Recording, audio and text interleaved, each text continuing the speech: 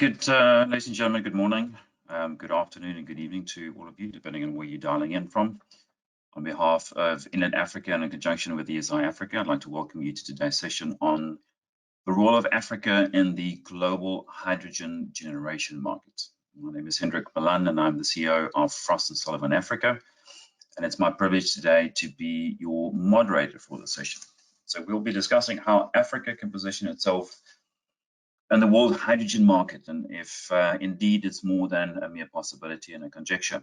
Africa has some big, hairy energy and industrialization challenges, so we need some bold ideas on how to solve these. And I think the hydrogen topic has been much talked about in recent months, not just around the world, but very much in Africa as well. So before I hand over to our panelists to help us provide some clarity on the topic, I have a few housekeeping items that I just want to run through with you quickly.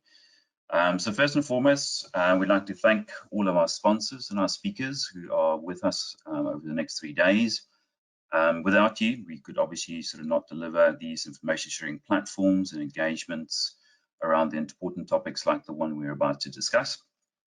The conference industry, I think, plays a very important role in sharing knowledge, but also in connecting people. So I think Enlit and ESI have done an amazing job in adjusting to our new norm, our new environment. A recording of the session will be available on demand after the live session on the Digital Energy Festival website. And it will be accessible through the same link that you are using right now. So next up, we would love to hear from you also during today's presentation. So you can send through your questions utilizing the chat or question options on the Enlit Africa content or Connect platform rather. These are on the right-hand side of your screen, and it can give you an opportunity to engage with our speakers during the Q&A and dig a little deeper into the insights they're going to share with us. So interactivity is always welcome, so please use that track function as we go along on your screens. So without further ado, I'd like to kick things off by just doing a brief introduction on the topic and then welcoming our 3 speakers. So hydrogen, and I guess more specifically green hydrogen, has been the buzzword of the global energy sector this year, and Africa is definitely no exception. And the question that is on everybody's mind is, how does Africa prepare itself to play a critical role in the green hydrogen value chain? And we'll use this question as the basis to begin our webinar today. And with me, we have 3 experts from different parts of the industry, whom I will now ask to please introduce themselves and also elaborate a bit on their organization's current involvement in the hydrogen market. So we're going to start with Ian Fraser. So Ian, you are the co-founder and chairman of the African Hydrogen Partnership. So what is the organization and how do you see its role in developing Africa's hydrogen sector? Thank you, Hendrik. The African Hydrogen Partnership has been formed over the last year, registered in Mauritius.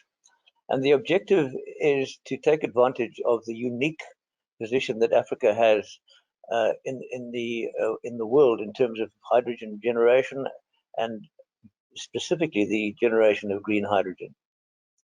Africa has a vast amount of sunlight and open spaces, which is available for capturing solar energy, and of course quite a lot of wind as well.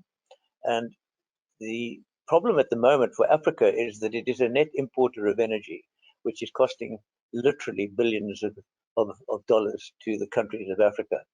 And it is not unreasonable to predict that Africa could become a net exporter of energy in terms of hydrogen development for not only local African use, but we can produce so much hydrogen here in Africa theoretically that we could export it to other countries. And a little comment at the end of that, Morocco, which is of course nicely positioned right at the top end of Africa, is already building a pipeline to export hydrogen into Europe. I've heard about the infrastructure and the deal that they concluded. I think was it last year? Yeah, it was last year. On the way to Germany, isn't it? So that's great to hear on the North Africa side. So yeah, thanks for that introduction, Monica. You are the business manager for international hydrogen projects for the Port of Rotterdam Authority. Can you maybe explain Yeah, that's quite a big question, really. I think, you know, also looking at what Ian said just now, anybody who is realizing what is going on in the world, energy-wise in Europe, is most likely also aware that we need to work together globally. And if we look at Africa as a country with all these resources, as a country or continent, it's 55 countries out 54, I think, 53 54. Countries, is of course a very close by neighbor and a continent with a lot of potential for working together as well. In Europe, we expect the energy need for hydrogen, and there's all kinds of other zero emission alternatives we're looking at, but for hydrogen to be 60 million tons per annum by 2050. And that really is a lot if you look at what's currently being produced. I won't give you any numbers, but just look it up and you'll be sort of scared, really scared, because we are not near that production volume by far. And as a port, well, Ian mentioned the pipelines from Morocco, of course. As a port, we're now looking at, you know, the sources of hydrogen anywhere really where we can reach them, and see how we can build coalitions to make corridors to get that hydrogen towards Rotterdam, because we're also, as a big energy port in Europe, currently importing about 13% of all the energy consumed in Europe. That's coming in via our port. To see how we can get that hydrogen into our system of distribution, handling, etc. So that's what we're really looking at, and it's quite a big challenge. No, brilliant, Monica. Thanks for that. And then just to provide a bit of background on ENGIE Impact before I introduce its Director for Sustainability Solutions for Cities and Communities, quite a mouthful. ENGIE Impact is working on a very interesting project. They're working on a feasibility study with the South African Department of Science and Innovation, you know, together with the South African National Development Institute and Bambili Energy. And this is to establish a hydrogen valley that could stretch more than 800 kilometers from Anglo American's Mogalakwena Platinum Group metals mine near Mokopane in the Limpopo province. And this is the northern part of South Africa, for those of you that are not from the region, along the industrial and commercial corridor to Johannesburg and the south coast of Durban. So Vincenzo, can you maybe tell us a bit more about sort of the overall objective of the study and also the type of organizations and industries and companies that are getting involved? Thanks. Yes, so at the center of this analysis, we have the concept of a hub. So it's an area where you have potential concentration of hydrogen demand across sectors. And this allows you to create economies of scale, possibly limit the transport cost, and improve the economics of the infrastructure project that you want to develop. So the notion is that hydrogen hubs can serve as a sort of a springboard for larger hydrogen developments. We should look at, I mean, it was mentioned also previously that there is the notion of the coalition is important. So developing a hydrogen economy, I would say it's not kind of a solo music. You just don't need one person, but you need to, hopefully a quartet could be a starting point, but maybe you can expand it to an orchestra, and you need a whole new set of instruments. Maybe there's also a new type of music, but you know that also the public is also looking for this type of music. So this is coming of age. But you need to bring multiple together. Maybe you need to have some sort of coordination director to coordinate things, at least to get it going. So concretely in this Hydrogen Valley project, what we look at is the demand side. Who are the off-takers in the area? What's their appetite?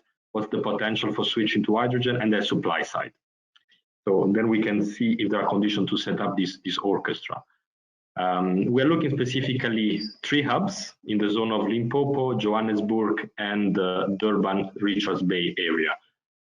When it comes to the sectors, we see that there is quite an appetite across sectors. So we're looking at the petrochemical sector, we're looking at ammonia or the ethylene, You're looking at industries, maybe iron and steel, export, big thing.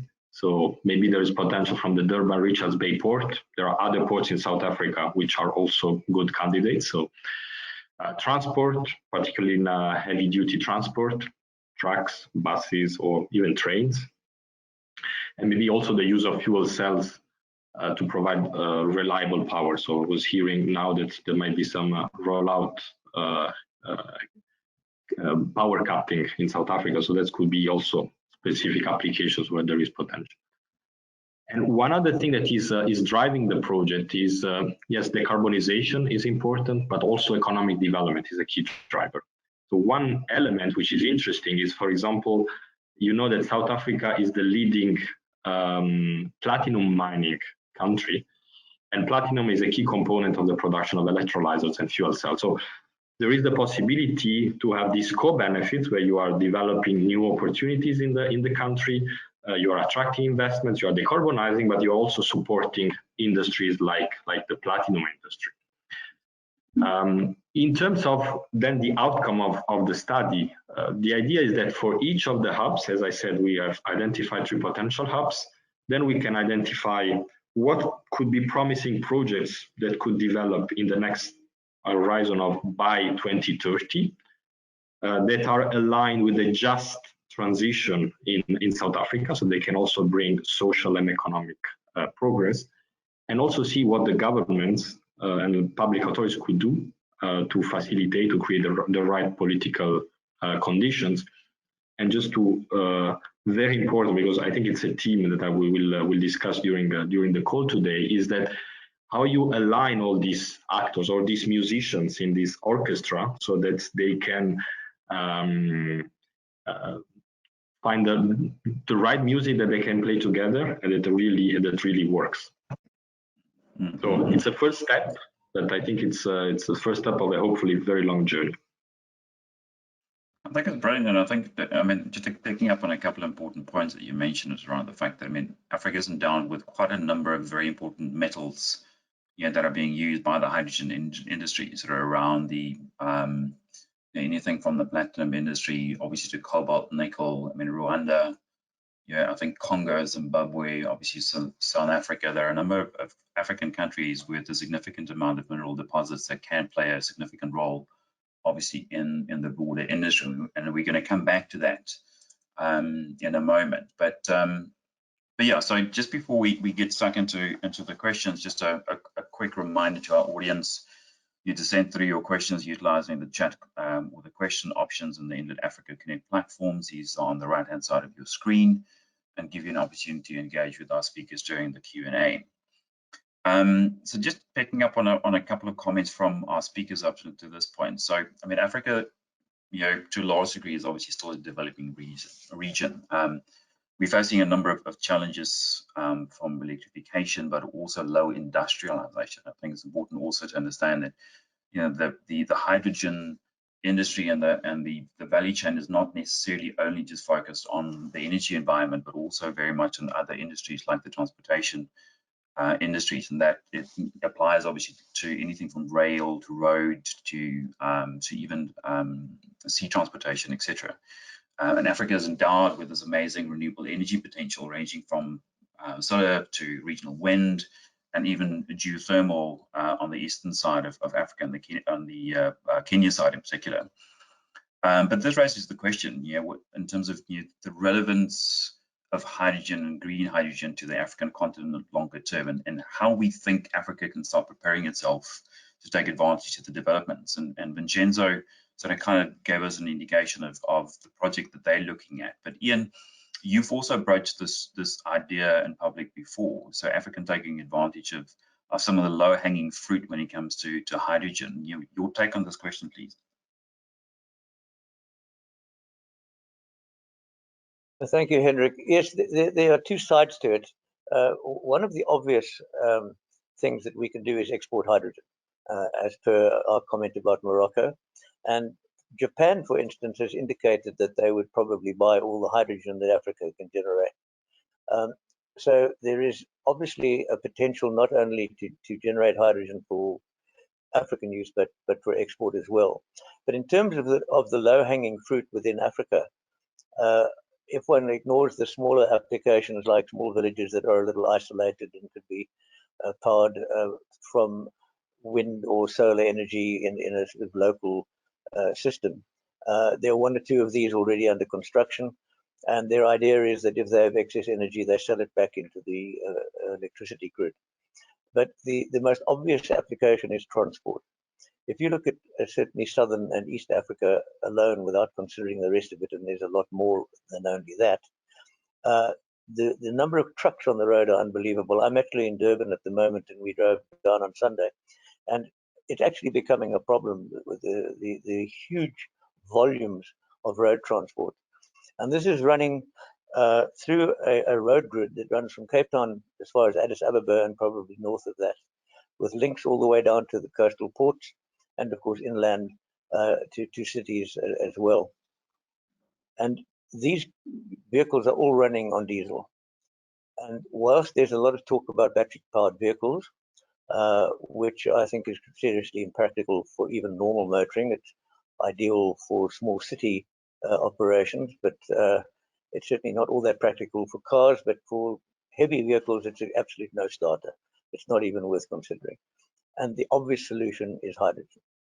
And that would form a very logical first option to look at generating hydrogen along the route that I've described. We do have a layout for it. And bearing in mind that a hydrogen vehicle can give you your 500, 600, 700 kilometers between filling stations quite safely. And that is the kind of distance that the average truck driver would probably find slightly excessive in a day. So it's quite a logical solution to the problem. And then, of course, it would follow on from that to look at other energy using applications such as industry. But the most obvious place to start, in our opinion, is transport. And we've been talking big transport, but one of the things we're looking at is little things like tuk-tuks in places like Mombasa, which could be run on hydrogen very effectively. But that, of course, would require a bit more of an infrastructure. But there's no reason why that can't be installed. I mean, you're touching on an important point, which I'd like to circle back to towards the end of the conversation. But a lot of these projects obviously not require, but I guess would do significantly better, taking a look at cross-border projects. So taking a look at some of the major trade routes, like you say, so you have north, south, east, west trade routes. And we've done a significant amount of work around taking a look at the logistics routes in and around Africa. And one of the major solutions to Africa's trade, and to a degree even the industrialization issues, is really around just cross-border collaboration around transportation infrastructure, intermodal transport, cross-border collaboration around some of the basic logistic challenges that companies and organizations are facing, trying to get it from the one side of the continent to the other. This could be a very significant, a very interesting exercise to run as part of the broader Africa Free Trade Agreement, could it? It would certainly do so. And the other factor, if we ignore road transport for a moment, is to try and get our railways operating again and possibly extend them. Because rail transport is logical for moving lots and lots of heavy goods around over long distances. And you could run trains very nicely on hydrogen. There would be no problem at all. And we've lost some of our main railway links. The old link between Nairobi and Mombasa, it still runs a few tanker cars every now and again, but it used to be one of the classic train rides of the world. And it's a great shame that we've lost that. And hydrogen may even help us to restore some of those facilities.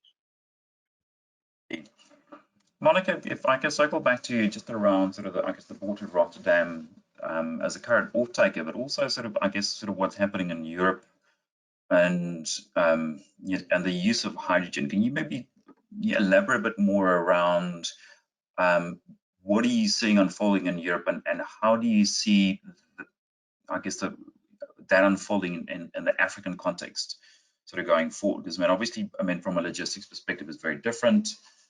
The development and the level of industrialization, level of centralized power generation is significantly different in Africa. What are your views at the moment? Yeah. Well, my cat is joining us. Welcome to the webinar. She's a lovely cat, so she's very welcome in this conversation, I hope. Yeah. If you look at the what's happening now in Rotterdam, how offtake is, developing. Ian and you yourselves mentioned the truck system, the modalities. We're now looking at barges on hydrogen, because there's about 120,000 barges sailing to and from our port to distribute the goods we get. We're looking at a truck project where we hope to have some 500 trucks by 2025 on fuel cell driven, hydrogen fuel cell driven, but also the barges, some 12, which is substantial because barges are not cheap, to come by. And all that is part of the philosophy that we have to support the development of the market. Now, having said that, in Rotterdam, we already have captive use of hydrogen as a fuel and feedstock, grey hydrogen currently, of about 500,000 tons. So that's also quite substantial. And we are looking at expecting to import 20 million tons by 2050 via our port, as I said, I believe, before. Yeah, what's the role of Africa there?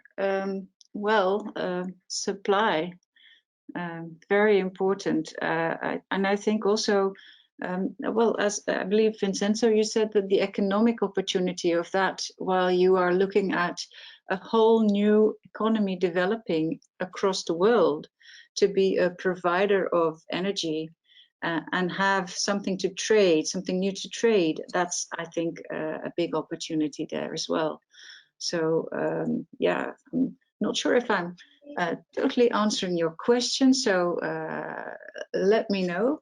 But yeah, in general, it does, and I'm going to circle back to Vincenzo, because it speaks a bit to Vincenzo, sort of your commentary around the hubs, around sort of how do we create hubs? Because I mean, and then there are a number of elements, I think, that again we'll circle back to in terms of some of the supporting mechanisms we need to put in place. But the hubs are obviously quite important, because these things don't exist in Africa, and that we've got to create it. It's not a question of retrofitting, because I mean, obviously in Europe a lot of the infrastructure already exists. We've got to create the hubs, through I guess by looking at some of the existing commercial opportunity, and I guess sort of the trade corridor between Johannesburg and Durban is an ideal trade corridor to look at, because it's one of the most and the used trade corridors on the African continent at the moment. So, taking a look at the use of hubs, can you maybe expand a bit more on how you see that evolving and how we're using that in order to drive or a better understanding of how Africa can play a role in the value chain? So I think there is, I mean, certainly the hubs, and it's also the same in Europe. I mean, if you look at the strategy that Europe has, the European Commission has issued last year, there is the notion that you should start with hydrogen hubs as much as possible, and then over time then build the backbones so that you can connect these hubs, and then to have a fully functioning infrastructure. When I look at the project that we are doing in South Africa, so one key element is to have sufficient diversity of off-takers in a given area, because this can help really to de-risk the investments. So there we see that there is appetite from a number of actors. So it can be industrial players, I don't know, a legacy actor like Sasol, or a mining actor like Anglo American, or you have bus companies. It was mentioned also the train operators. So the South Africa has a strategy to actually do a modal shift from truck to rail. So there is a number of opportunities, and all these actors, because we're engaging with them in the course of the project, they show interest, but they don't know exactly what's the common score that they should play together.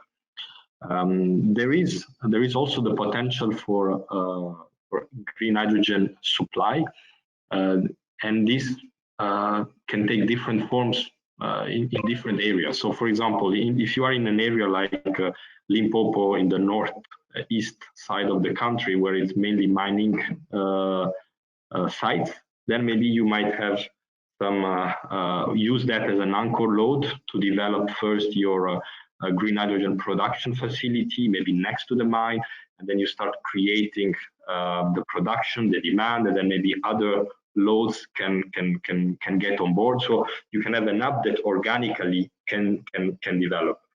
Or take the case, it was mentioned a few times about the export. Clearly, this is a big opportunity. And if you can create a hub around the port, then you have, on the one hand, the possibility to export, and on the other hand, you also have the possibility to use some green hydrogen in maybe the industrial cluster that is next to the port, or you can use the hydrogen for port applications like cold ironing, etc. So you need to have a tailored approach. So depending on where you are, you can look for some anchor loads and then expand from there. Of course, this requires coordination. So this requires some internal coordination between different off-takers in the country. So in this case, South Africa, but it can be another country in Africa, but also coordination, international coordination with the import countries as well. Perfect. And then I mean, it's obviously important to understand, I think, from a stakeholder perspective, what the role of the various stakeholders are in supporting the industry, because I think there are obviously quite a number of stakeholders apart from industry that needs to come together in order to support the development of the industry from a policy perspective, from an infrastructure perspective, etc., etc. And this is a question for the group, and it's not just for Vincenzo, but sort of for Ian, for Monica, for you as well. So I'd like sort of the whole panel to weigh in. Sort of who are those stakeholders and what needs to be put in place in order to make sure that the supporting mechanisms are there? Because we find a lot, especially in Africa, that the policy environment quite often is very reactive. And the policy environment is quite often not necessarily conducive for driving industry development, especially in capital-intensive industries, where we know that capital flow typically goes to where there's a good quality policy and the policy is being enforced properly as well. So what are some of those supporting mechanisms that need to be put in place? And which stakeholders need to be brought to the table in order to make sure that we create these supporting mechanisms from a policy and an infrastructure perspective? If I could comment, that is a very good question, and the answer is not obvious. One would hope that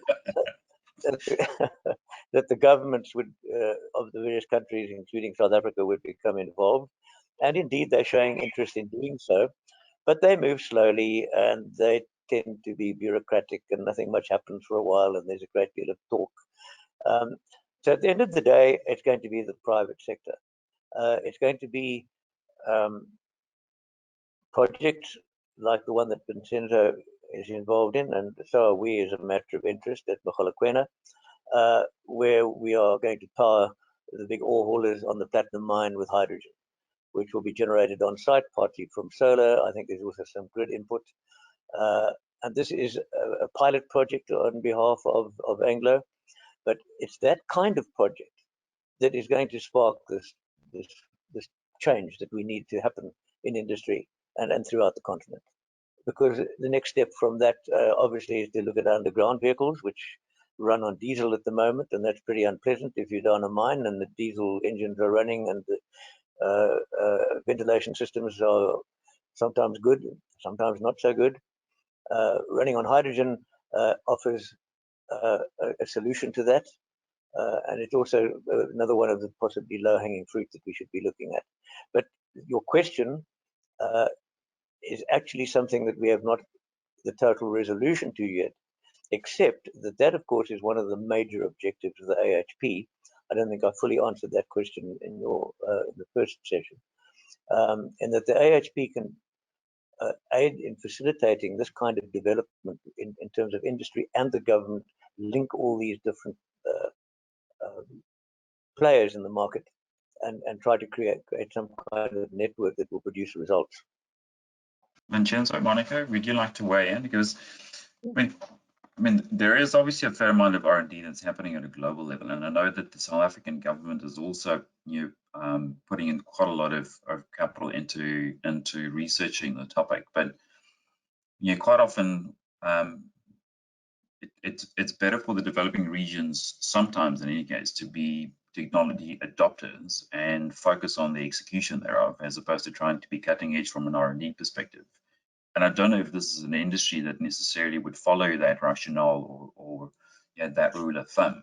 But I mean, supporting mechanisms and what African countries and governments should be focusing on in order to create an enabling environment for this industry to flourish and start developing, in order to make sure that we're not again adopters or we don't retrofit the policy, but we actually get ahead of the game and we evolve and develop with the industry, as opposed to you coming to the party a bit late. Well, to respond immediately to that, I mean, I do feel there's very, very good examples also in Africa of countries where government is supporting hydrogen development very strongly. Ian was referring to the African Hydrogen Partnership. There's also countries where they're very consciously setting up broad research with a view to scale up commercially. So that's specific. It's not about playing around and doing small pilots anymore in all these areas. And the other thing countries are also starting to do, also in Africa, is setting up national platforms for knowledge exchange and collaboration, similar to the AHP, but then nationally. If these national platforms would link up to an institute like AHP, you could have like a layer of platforms where people would be exchanging knowledge and information. So that's something governments could really very strongly support. Make sure there's a platform for companies, because you do need the companies to exchange their knowledge and stimulate the exchange and support, coalitions, because exactly as Vincenzo said, you cannot do this with one company, it's too big. And you have to do it cross-border, and you have to look at all the opportunities you could create by just facilitating conferences, but not only conference, also so tax legislation, all kinds of things that could stimulate this new industry, which would lead to employment, which is in the interest of all African governments currently, because this is something we're looking for, isn't it? I mean, we want all these young people in Africa to have jobs in the future in a new industry, ideally. So this is where it all, ties together. I think governments can do a lot, but we shouldn't only look at governments. We should look at the companies, and we should all take initiatives and not be afraid to think big, because that's not what the large corporates are doing currently. They're all thinking big. Big traditional oil companies are now investing billions in liquid development for hydrogen. So it's happening. So don't be too hesitant. Go. That's what I would say. Vincenzo, you want to weigh in? Yes, I would just add, yes, I agree. So I think it's not just a matter of the government that is orchestrating everything. So it's you need to work with private actors. You need to create a coalition. I think the case in South Africa is quite a good case in point. So what the South African government is doing. We also see, because also we are involved in other hydrogen roadmaps in other African countries, for example in Algeria, and now we are starting one in Kenya. We had another study recently done in Morocco. So what we see also in our radar in just the last few months is that governments are really want to develop also awareness inside them, but also largely within the industrial sector, of what are the opportunities for green hydrogen in their country. So I think there is a level of awareness that also needs to be built, and this is a key role that the government should play. And also the government could also take in some cases maybe a role to support the development of some applications around hydrogen, so that you can also start creating installed capacity. You can create maybe some local jobs or local expertise. I'll give you one example. In the Hydrogen Valley project, one thing that we are looking at is the possibility to use fuel cells to power a data center of the national renewable energy park in the Limpopo. So this could be one example where also the government is kind of setting up the example and showing what could be done with hydrogen. Yeah, because I think as far as I know, I mean the gas to power plants don't even have to be retrofitted. I think up to about 20% of the gas can be replaced with hydrogen, obviously sort of increasing the green credentials quite significantly, and there needs to be absolutely no change in the actual infrastructure. It can just be sort of applied as is, right? Yeah. I mean, we've been talking a lot about transportation, but I mean, there are obviously a lot of other applications of hydrogen as well. I mean, on the energy to power side, I mean, do you have a view on how Africa needs to deal with that? Because I mean, we've been talking a lot about sort of export of hydrogen, and I agree with you. I mean, I think some of the immediate opportunities will definitely be on the export side, because I mean, we've got the minerals, we've got the renewable energy, which is absolutely amazing. Yeah, but there is an industrialization component which you also need to take a look at, and energy and power supply is obviously really important for us at local level. How do we utilize the gas resources on the continent in order to also interact and integrate with the hydrogen sort of strategy? Because I mean, those two are also typically quite linked, aren't they? Because I mean, there's a significantly cleaner grey hydrogen opportunity that Africa could potentially take advantage of, because I mean, our gas resources are greatly underutilized on the continent. A lot of it is just exported in raw formats. I mean, would you agree with that statement, number one, I guess, and number two, I mean, what are your views on the integration of the two? Well, there's this debate between about should you use blue even at all? Should you capture and store CO2 or not? Should you go entirely for green? We look at it in a very practical manner. There is simply not enough green being produced right now to enable the transition to go fast enough. It's only 2% is green in the world, and that's not enough. You don't want to stick with grey because it's not zero emission, rather the contrary. So you could use, if you have a good system to capture the CO2 and even potentially use the CO2 in new fuels like methanol to power cars, where you make it, yeah, theoretically zero emission. It will emit something when used, but still you will be doing it in a lot cleaner way than you did before. And I think each step you take is relevant and counts. The end game would be green, and there is a big discussion in Europe. If you want to export hydrogen, you should try and aim to produce as much green as you can, because that's the ultimate goal, because that's the real zero emission. And we still have a lot of CO2 and NOx, etc., to clean up. So you don't want to add to that if you don't have to. And with renewables in Africa, you could, yeah, go a long way there. I think you could reach that aim for not all just by yourself, because I think all, you know, countries like Australia or Chile or anywhere where they have good renewable conditions will be producing, but the demand is such that you will be selling it too. You will be supplying it to others, so, and to yourselves, to your steel industry. Maybe you could go into green shipbuilding or the new hydrogen ships that are needed. That's also an entirely new, very interesting industry. That's, yeah, I could go on forever really if you don't stop me. Yeah, I mean, just to add, I mean, it's a complex question, as Ian was mentioning. I would like to, I mean, to remind why I think we see the momentum of green hydrogen. Maybe some of you might remember that at the beginning of the years 2000s, you know, everybody was talking about hydrogen, and then it faded out. Now it's back again, and I mean, personally, I think it's here to stay. I mean, I really see the momentum is there.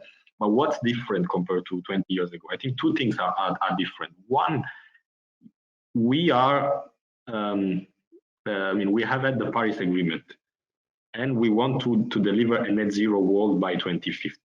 So that's the ambition. And this is, so if you want to have deep decarbonization, you need green hydrogen. There's no way around. So this is creating the momentum. If we had just, you know, some targets, it's 50%, 60% reduction, maybe hydrogen will not have such a momentum. The second thing that have changed is that we see all these huge cost reductions, renewables first, and now electrolyzers and fuel cells, which show that hydrogen is probably where renewables were 10 years ago. 10 years ago, the costs were going down, but maybe they didn't. In the end, they went down quicker than predictions. So I always find interesting to read, for example, the predictions of the International Energy Agency. If you look them in retrospect, they're always a little bit off the mark. So I suspect that something similar might happen to green hydrogen. And why I'm insisting on green hydrogen is because you want to make sure that whatever you invest now is compatible with this long-term trajectory.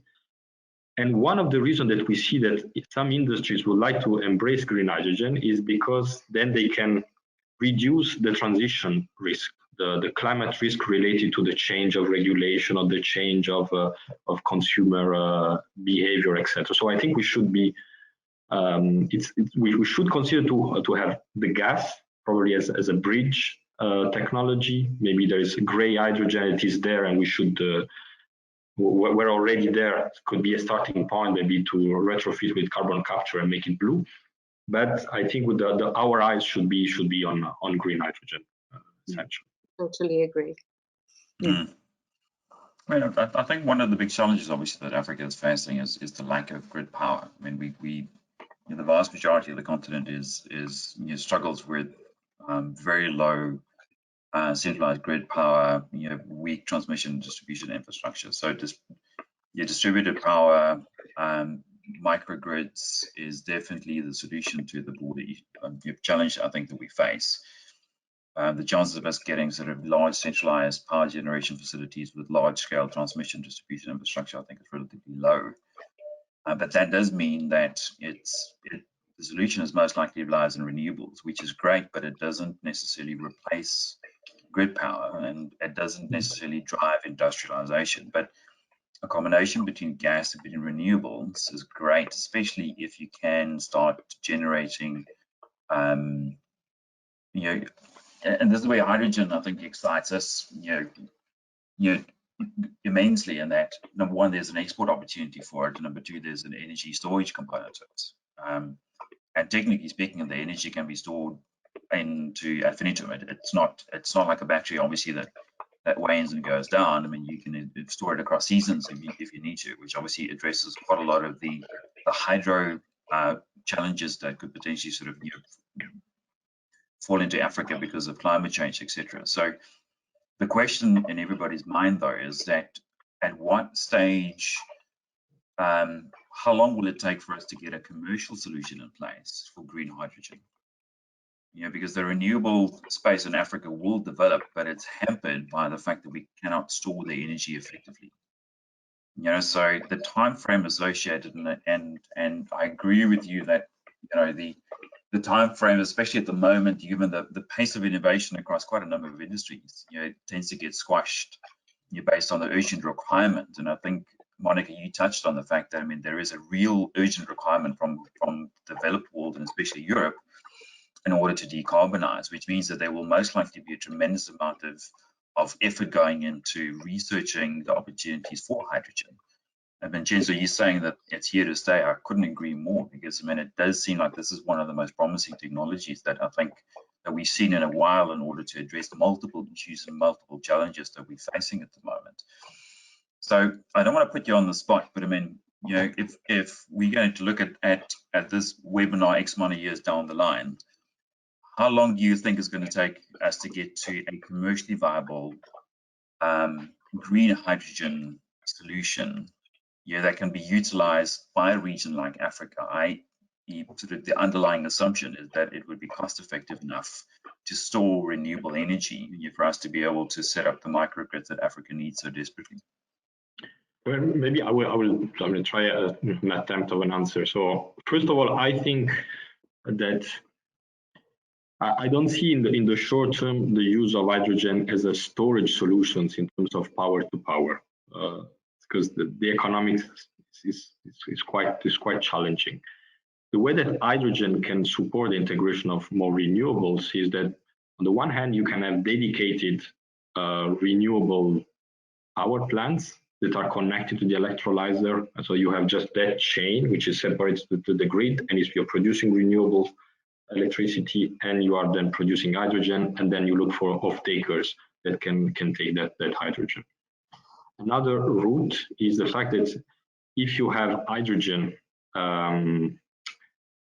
production unit connected to the grid, you might use that flexibility of demand to integrate more renewable. So it's more a flexibility source in terms of, I would call it, demand response rather than storage. So for example, one case in Kenya, I think that's there's a big geothermal potential.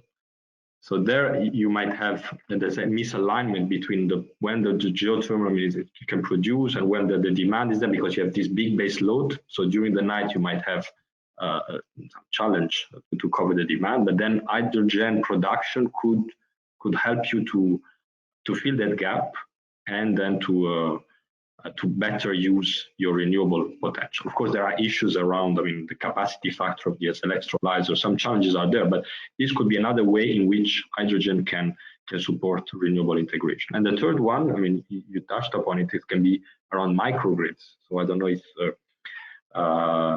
it's the example I was mentioning before about power reliability. You can have fuel cells that are supplying certain type of loads, so it can be one of the other generation option, but I would confine it to specific microgrid type of cases, rather than really have a large scale hydrogen acting as a big battery to improve the overall reliability of the grid. This is I'm a bit more skeptical on this point.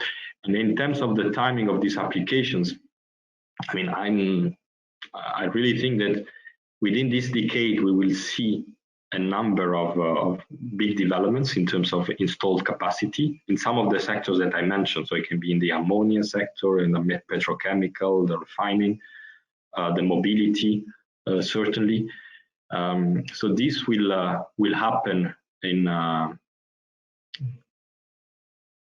maybe in Europe, in developed countries, but this will front-running countries. But then this will have a double positive effect for Africa, because it will bring the cost down. So as Ian was saying, if like the cell phones in the end of the 80s were very expensive, and then Africa could have the possibility to leapfrog directly and then to benefit to this reduction of the cost. And then the other benefit is that you could, if there is this growing hydrogen demand, say in Europe, then you have a big potential for export, and then this will create more opportunities to actually have projects coming off the ground in Africa. So I think that there will be certainly developments not only in Europe or more front-running countries, but in Africa as well.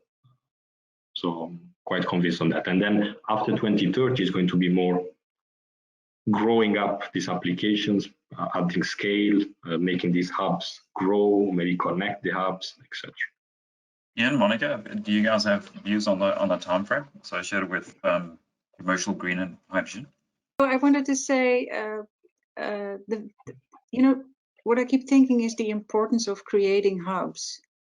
Because everybody's doing small things first and de-risking by doing smaller projects. And by creating hubs and concentrating volumes there and concentrating the output of all the smaller projects, you can actually fill pipelines, because you need pressure for that, you need volume for that, and you can also fill ships. So I'm also thinking back about the governments and how they could facilitate. They could also facilitate the creation of hubs, like Vincenzo mentioned, the Durban area. But I was just, thinking about that strongly as we were talking. But you were wanting to say something else, Ian, so please do.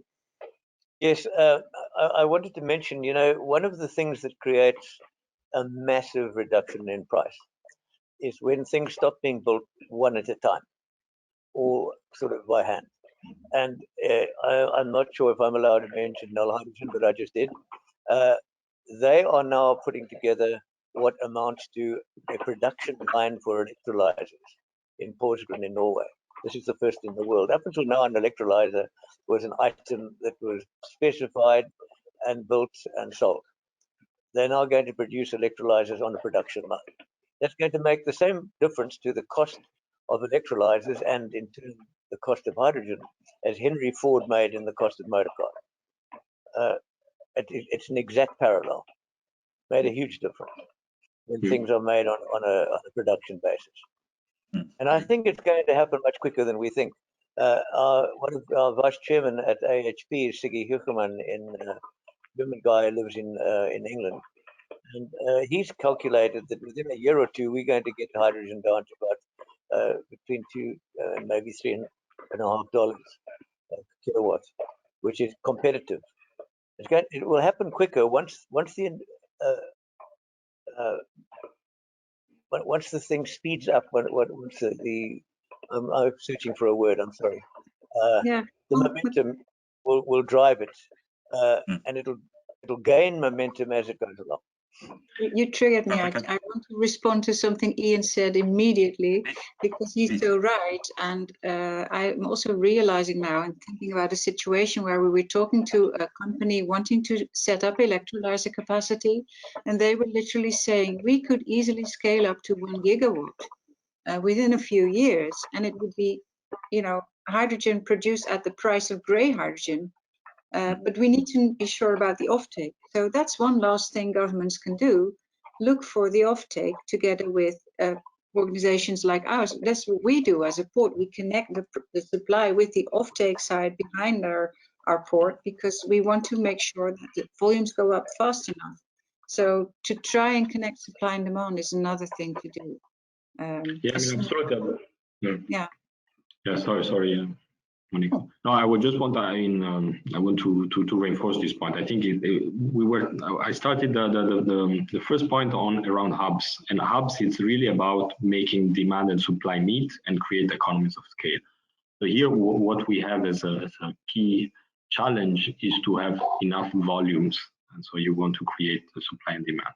One initiative I think it's interesting. You might have heard of it. It was launched. The details are not there yet, but this H2 Global initiative that the German Ministry of Energy is launching, where they basically intends to develop long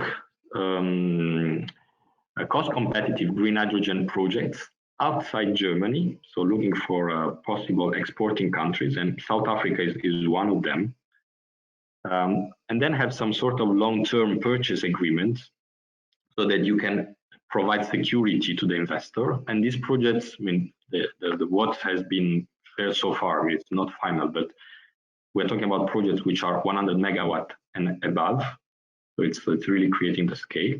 And then in parallel, the government will look for local off-takers in Germany, and then is ready to pay as a subsidy the difference between, let's say, the green premium between what the producer can offer in terms of cost and what the willingness to pay of the off-takers that have been selected. So this type of let's say market making initiatives is also one area where governments can play a role. So this can happen in a hub, or it can happen in an export context where you have two distant countries that can collaborate.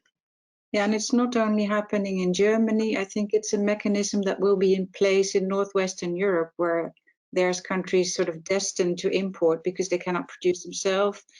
We're also doing a similar thing with commercial companies, where we're looking at how can we, guarantee the length of the security on both sides, where you have security of supply and you pay a little more, and you have security of demand on the other side, on the producing end, where you are happy to take a little less. So this is where you start balancing your odds and working together to find a long-term solution for reducing your capex fears and your supply scarcity. I think one of the most important things in Africa is government securing some of the pioneer investments.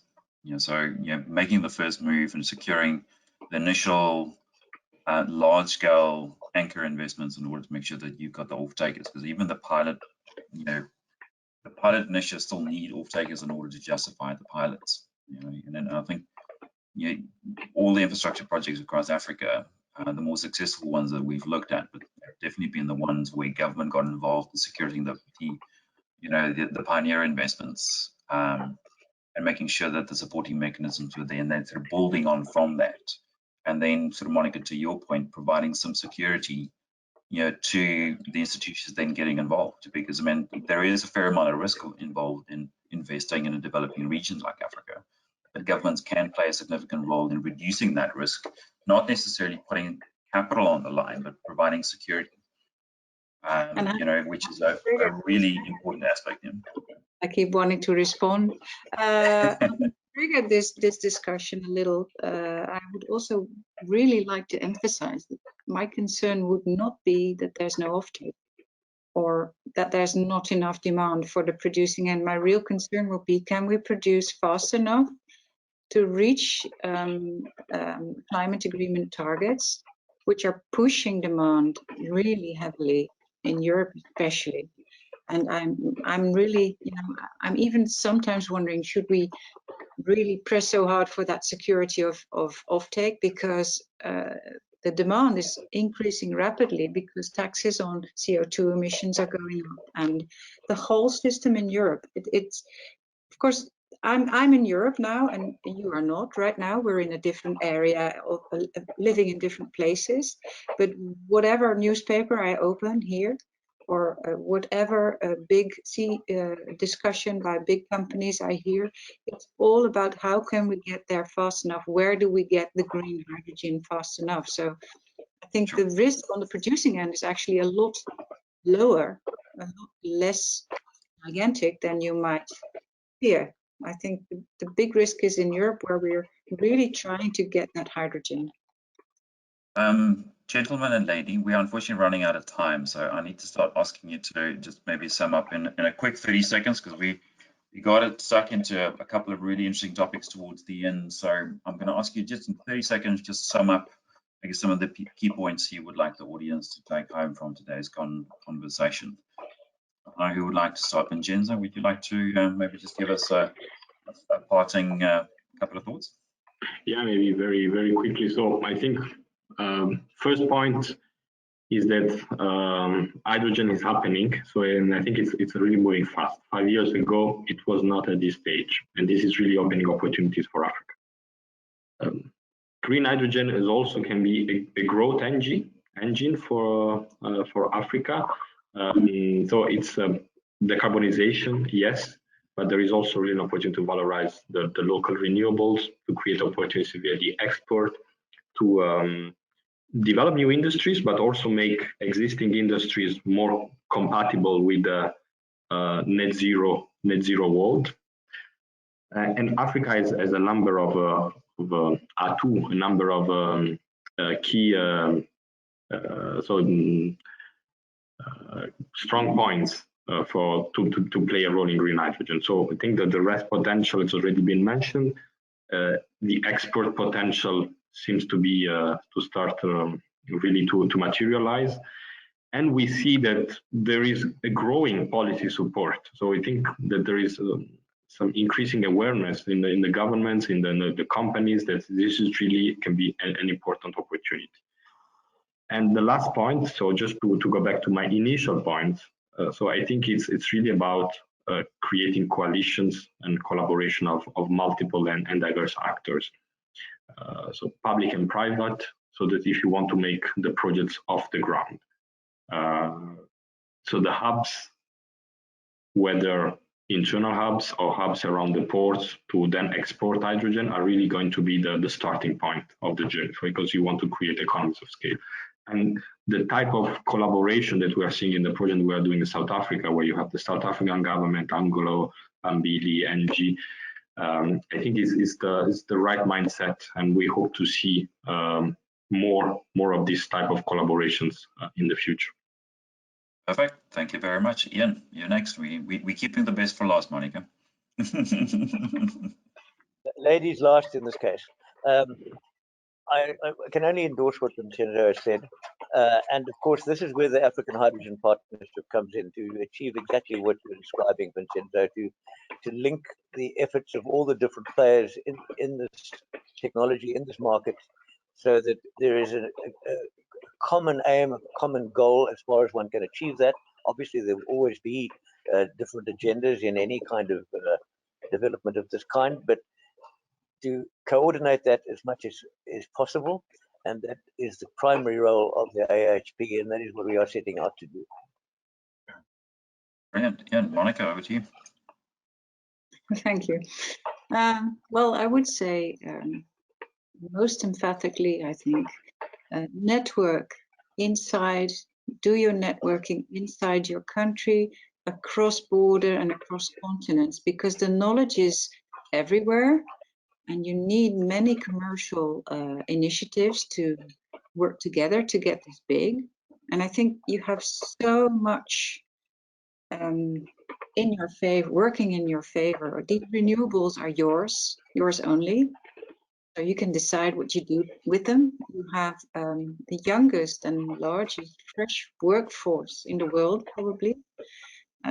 All eager to learn, all connected via those cell phones Ian mentioned, which have opened up many people's worlds, even in areas where they did not have access to electricity or whatever. And now it's all open.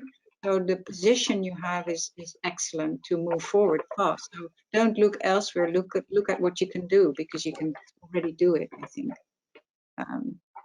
Network, but do it. Brilliant, brilliant. Thank you very much, ladies and gentlemen. With that, on behalf of Enlit Africa and in partnership with ESI Africa, I'd like to thank today's experts for sharing all the valuable insights with us. I'd like to remind you that recording of today's session, along with all the other sessions that form part of the Enlit Africa Digital Event, will be available on demand via the Enlit Africa Connect site. So coming up, thank you for joining, and goodbye. Thank you. Thank you. Bye. Thank you, Hendrik. Goodbye, all.